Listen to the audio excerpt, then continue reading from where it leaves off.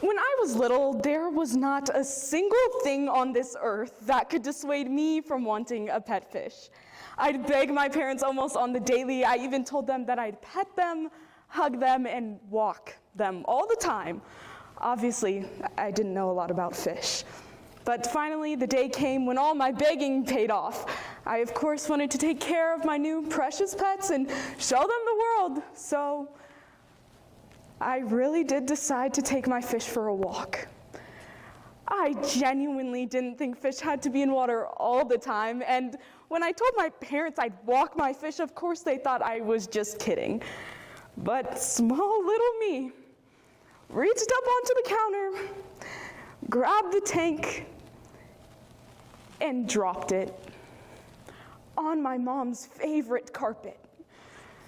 You see, I thought I was doing what was best for my fish when in reality, I didn't know best, and I took away what it is that made fish a unique and interesting pet. We face a similar problem today in the form of cultural appropriation. I killed my fish. I disrespected their little fish culture, and my mom was livid. To avoid making similar mistakes, let's first dive deep into the mass consequences of cultural appropriation. Then we'll take a closer look at our tank to see how it affects us individually. And finally, what we can do to just keep swimming in a more appreciative and respectful ocean.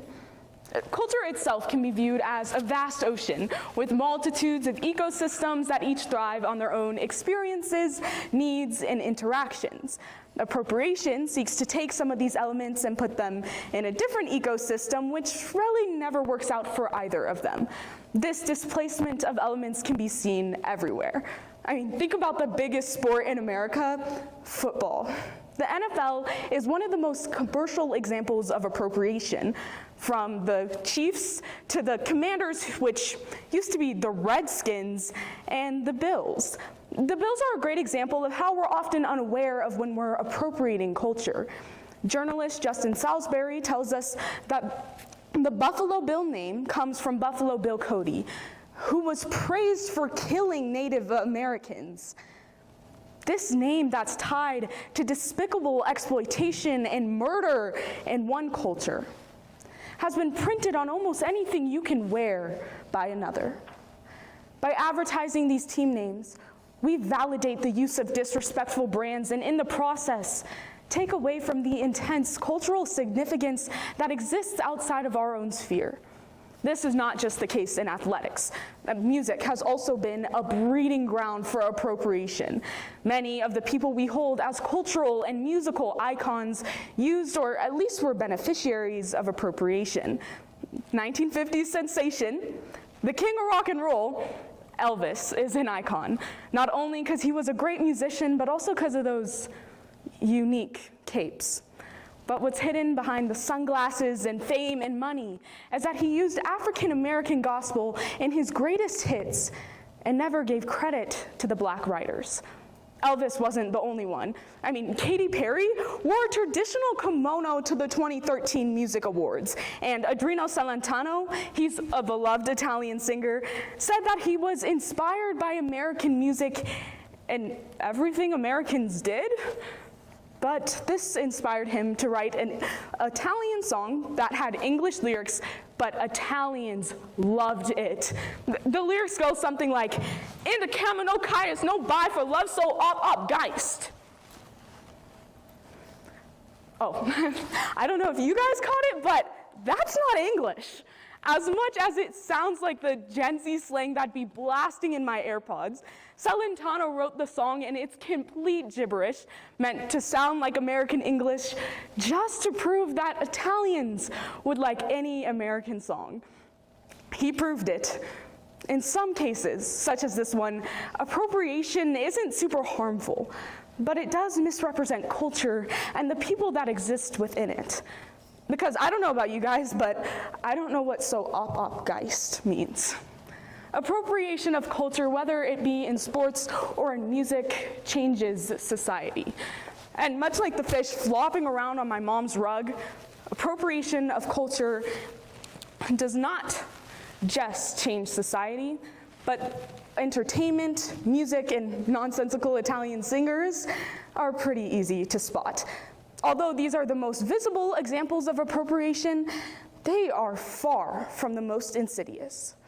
When we normalize appropriation, it is the marginalized communities that suffer. Not long ago, I was sitting with my friend, and we were waiting a long time, to which she said, "When are we leaving this joint?" She swears that joint is very Midwestern dad slang, when in reality, the word joint originated in African American vernacular language. The word was popularized and eventually became mainstream. Many words become mainstream through music.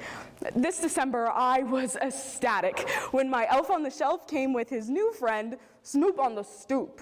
This, of course, is a reference to Snoop Dogg, who popularized Black slang, which made it okay for all Americans to say faux shizzle.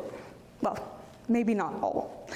In 2023, Nicholas Lanham tells us that reporter Barbie Bassett was terminated after she added the words, "my nizzle," to the previous Snoop Dogg phrase, "on air." If she had bothered to listen and understand, she would have known that that was a phrase that correlated in the Black community to the N-word. Oops. Her lack of awareness disrespected countless viewers. And although she was held accountable for appropriating culture, far too few people are. Recent trends have had people tattooing Chinese symbols on their bodies, most of which don't say what they think they say, renaming the Gulf of America, and even adopting cornrows as a hairstyle. But have you ever thought about where cornrows come from? During the transatlantic slave trade, braids, particularly cornrows, were used as a tool by enslaved people for liberation. Bridget Bouquet explains that many escape routes were laced into the hair of enslaved people, which served as maps from South America all the way up north. Another example being, if someone wanted to signal they would escape, they would braid their hair in a style called deportes, with their oppressive owners none the wiser. This fascinating history shows how appropriation is nothing to be taken lightly. I love my hair so much because it's a true representation of my mixed culture. And I know that anytime I get my hair braided, even if I'm crying because it's pulled so tight, I am sharing an aspect of Black culture that freed hundreds of slaves. So that's why when I see non-Black people wearing cornrows or non-Asians dressed in kimonos, it makes me feel as though we've taken a unique part of someone's culture and turned it into something else entirely. So, what are we gonna do about it? I can't put my fish back in the water now, and in much the same way, there's no going back to a time where appropriation didn't exist. There's no one definite solution, as appropriation is not one definite action. However, the greatest solution is appreciation. We are fortunate enough to live in a country that is a huge melting pot of cultures. We have the opportunity to see and learn about other cultures every day. Travel is also a great resource when it comes to developing empathy. In fact, according to National Geographic, 87% of those who travel regularly said that it helped them to improve their empathy towards others.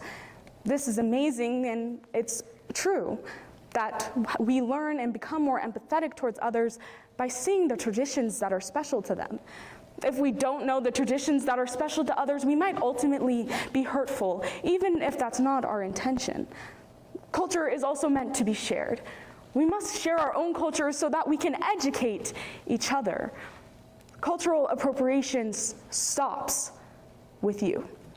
It stops with you being a curious learner and thinking more deeply about your actions and your word choices. Lastly, we must give credit where credit is due. We can't allow for rich and beautiful history to be covered or stolen. So as we fight together against appropriation, remember the opportunity we all have to learn more, the importance of sharing our own culture, and the crucial practice of recognizing others' success and unique background. My parents never got me another pet fish, though they did make me clean the carpet with my allowance. But what the experience did teach me is that with understanding comes the knowledge that we need to not hurt others by taking away what it is that makes them survive and thrive. So as we look at appropriation and its effects on society and on individuals, we must each make the decision to listen and respect each other, because in the end, we're all just fish trying to stay in our water.